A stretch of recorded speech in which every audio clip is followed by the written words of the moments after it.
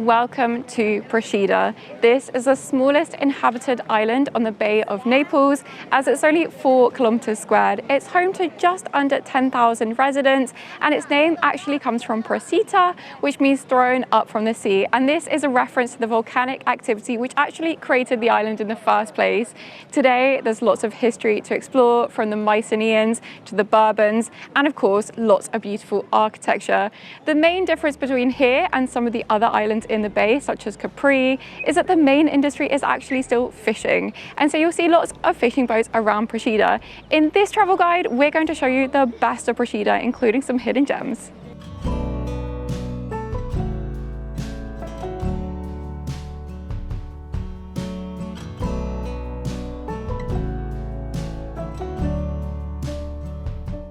Because Procida is so small, it actually makes for the perfect day trip.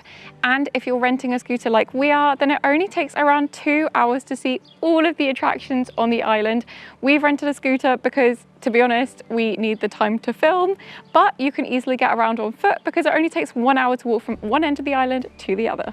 There's a bus that will take you around the island, and as I mentioned, you can also walk. We rented this scooter, and to be honest, it was quite pricey at €40 per day, but the scooter has been good to get us around the island, and we've been able to show you all the viewpoints thanks to it.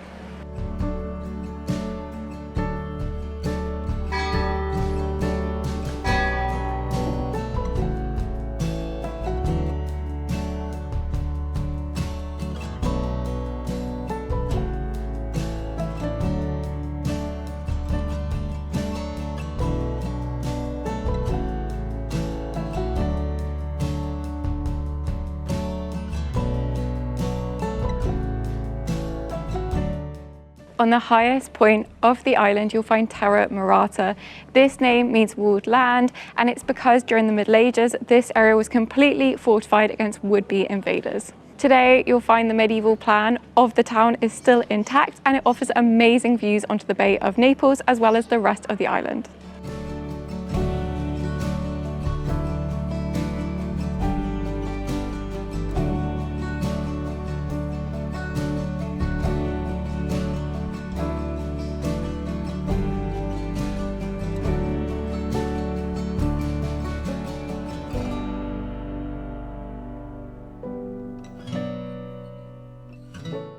The abbey, dedicated to St. Michael the Archangel, is probably one of the most beautiful buildings on all of Procida, and it dates back to between the 11th and 14th centuries.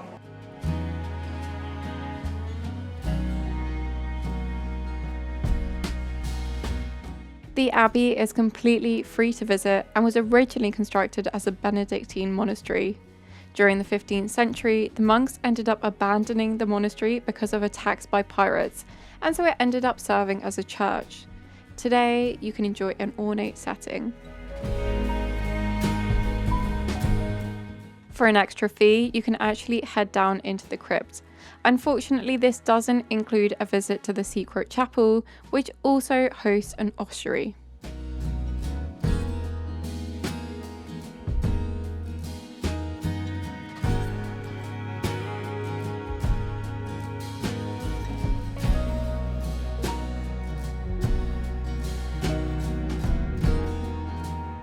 From the Belvedere, you have amazing views onto the monastery of Santa Margherita Nuova.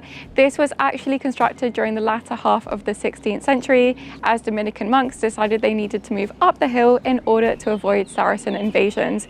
You can also see all the way to the island of Ischia, which is the next island over, and we actually have a full guided visit of this on our channel.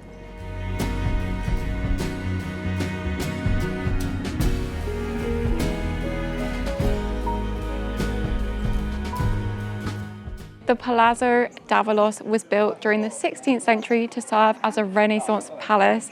However, its interiors were eventually stripped out in the 1830s, and it was transformed into a political prison. By the late 20th century, it was completely abandoned. And today, it is somewhat overgrown. You can visit for a small fee, but I've heard that it's not that great and there's not that much to see.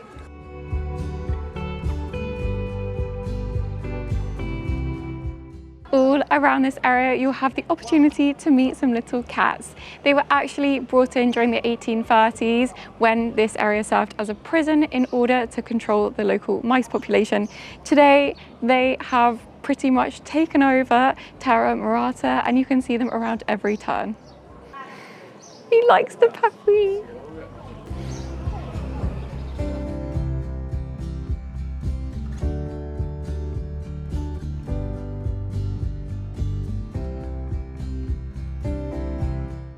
We're now going to head back down towards Marina Coricella. This is probably the most famous place to visit on the island.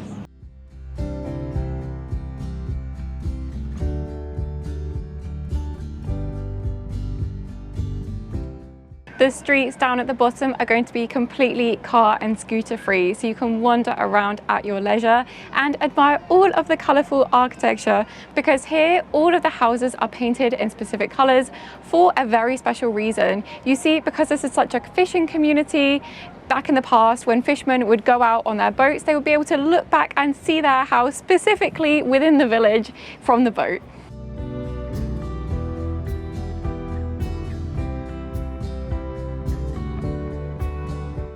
Because of the local fishing industry here in Marina Coricella, is meant to be one of the best places on the island to get local seafood. So let's go and see what the menus here have to offer.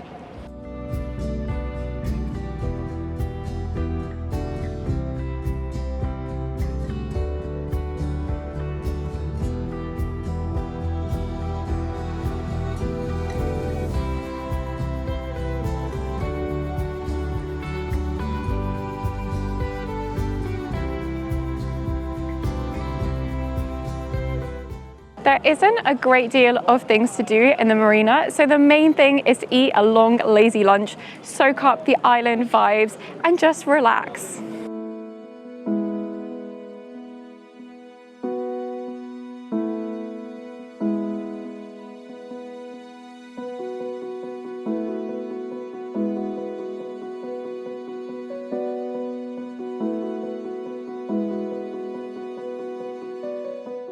We enjoyed lunch at Gorgonia, which is a pleasant restaurant right at the waterfront. They have a very seafood-forward menu, but also have several vegetarian options, including tomato pasta.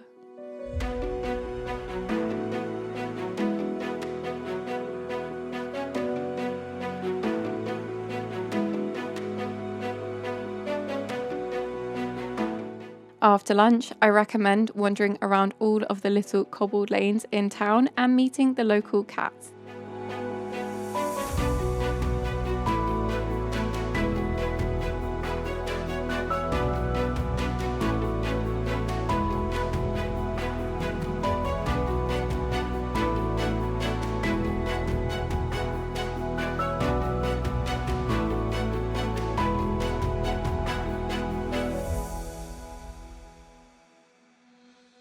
Casale Fishello was built during the 16th century at a time when Saracen raids weren't so bad, and so this is one of the first places to be inhabited outside of Terra Murata after the 16th century. Today it's a lovely courtyard, and in the summer they actually hold theatre performances here. Right now it's residential.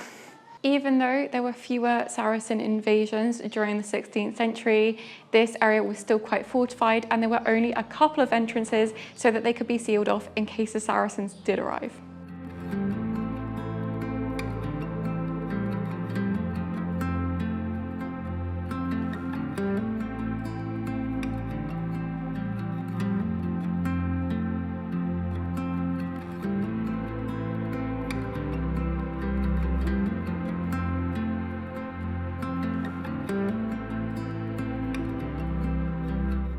Procida isn't really known for its beaches. However, there are several volcanic black sand ones. The one right behind me is Spiaggia del Postino, and it's quite popular among locals as it has a beautiful view onto the sea.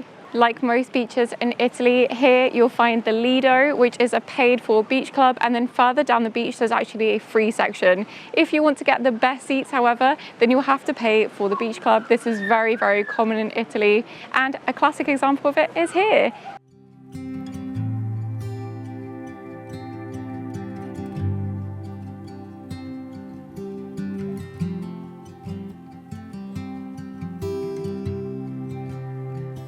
Chiaio Lella is located on the west of the island, and it's probably one of the most popular places to visit on Procida, thanks to its pastel-hued homes and also its lovely harbour. The marina here is actually formed out of an extinct volcanic crater, and the rock faces are pretty spectacular to look at.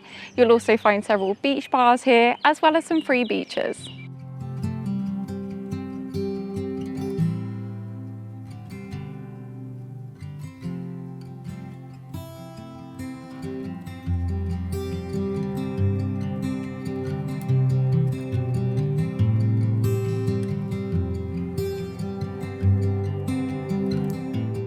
We're now on the Ponte di Vivara, which leads to the island of Vivara. This is actually a natural reserve and is completely uninhabited. It's the sister island to Procida, but unfortunately it's been closed after a legal dispute for the last few years. Hopefully it will eventually be reopened to visit because it's home to abandoned farmhouses and some lovely scenic hiking trails.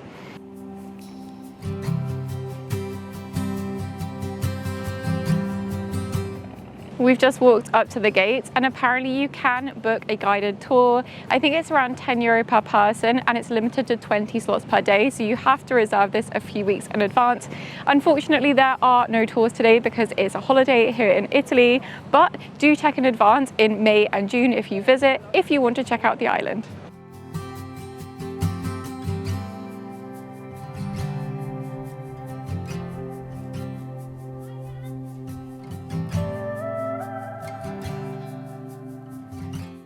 I can't even count how many cats we managed to meet on Procida, but one of the best moments was getting to see all of these little cat homes surrounded by cats.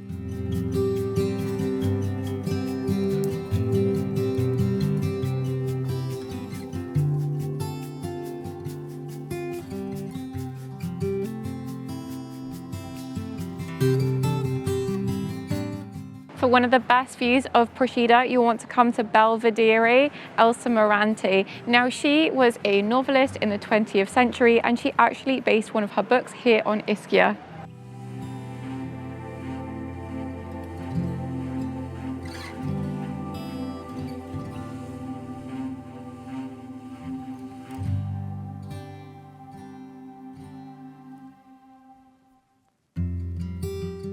Marina Grande is the first port of call for most visitors to Procida because the only way to get to the island is by boat. We have around half an hour until our ferry leaves, so let's go and see what this area has to offer.